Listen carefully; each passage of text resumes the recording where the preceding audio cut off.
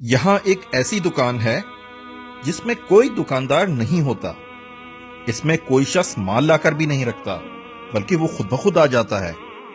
اس دکان کی کوئی حفاظت بھی نہیں کرتا لیکن یہ ہر قسم کی چوری اور ڈاکے سے محفوظ رہتی ہے. یہی نہیں بلکہ اس دکان پر بکنے والی اشیاء جس فیکٹری میں تیار ہوتی ہیں اس میں بھی کوئی کام کرنے والا نہیں ہے. خود ہی ساری مشینیں چل رہی ہیں اور طرح طرح کی چیزیں ان میں سے نکل رہی ہیں. اور تو اور ان مشینوں کی کوئی رکھوالی بھی نہیں کرتا، حتیٰ کہ اس پوری فیکٹری کا کوئی مالک تک نہیں ہے. میری بات تو خیر چھوڑیں، لیکن اگر یہ بات آپ کو دنیا کا بڑے سے بڑا فلسفی یا دنیا کی تمام یونیورسٹیز کے پروفیسرز مل کر بھی کہیں تو کیا آپ ان کا یقین کر لیں گے؟ یا آپ کا خیال یہ ہوگا کہ ان سب کا دماغ چل گیا ہے؟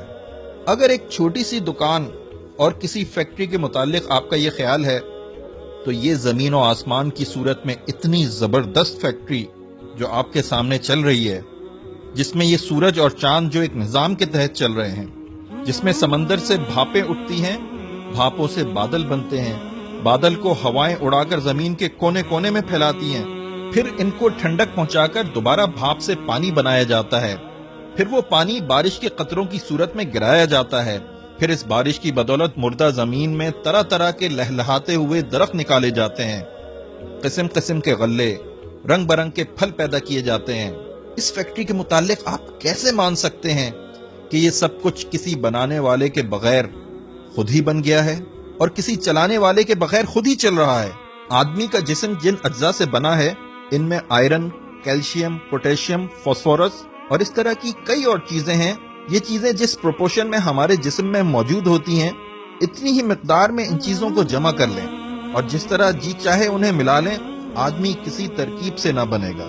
پھر یہ کیسے مانا جا سکتا ہے کہ ان بے جان چیزوں سے مل کر دیکھتا، بولتا، سنتا، چلتا پھرتا انسان بغیر کسی بنانے والے کے بن گیا؟ ماں کے پیٹ کی ایک چھوٹی سی فیکٹری میں کس طرح یہ انسان تیار ہوتا ہے؟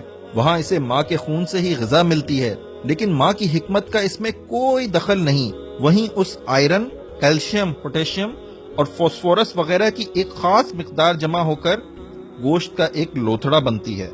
پھر جہاں آنکھیں بننی چاہیے وہیں آنکھیں بنتی ہیں، جہاں کان بننے چاہیے وہیں کان بنتے ہیں، جہاں دماغ بننا چاہیے وہیں دماغ بنتا ہے، اور جہاں دل بننا چاہیے وہاں دل بنتا ہے. ہڈی اپنی جگہ، گوشت اپنی جگہ، غرض اس فیکٹری میں ایک ایک پرزہ اپنی اپنی جگہ پر ٹھیک بیٹھتا ہے. پھر اس میں جان پڑ جاتی ہے، دیکھنے اور سننے کی طاقت، چکھنے اور سونگھنے کی طاقت، بولنے اور لکھنے کی طاقت، سوچنے اور سمجھنے کی طاقت، اور نہ جانے کتنی بے حد و حساب طاقتیں اس میں بھر جاتی ہیں. اس طرح جب انسان مکمل ہو جاتا ہے تو پیٹ کی وہی چھوٹی سی فیکٹری جہاں 9 مہینے تک وہ بن رہا تھا خود اسے باہر دھکیل دیتی ہے. اس فیکٹری سے ایک ہی طریقے پر لاکھوں انسان روز بن کر نکل رہے ہیں، مگر ہر ایک کا نمونہ جدا ہے، شکل اور رنگ جدا، آواز، قوتیں اور قابلیتیں جدا، طبیعتیں اور خیالات جدا، اخلاق اور صفات جدا. یہ ایک ایسا کرشمہ ہے جسے دیکھ کر عقل دنگ رہ جاتی ہے. اس کرشمے کو دیکھ کر جو شخص بھی کہتا ہے کہ یہ کام کسی زبردست حکمت، زبردست قدرت، زبردست علم اور بے نظیر کمالات والے اللہ کے بغیر ہو رہا ہے، یہ ہو سکتا ہے، یقیناً اس کا دماغ درست نہیں.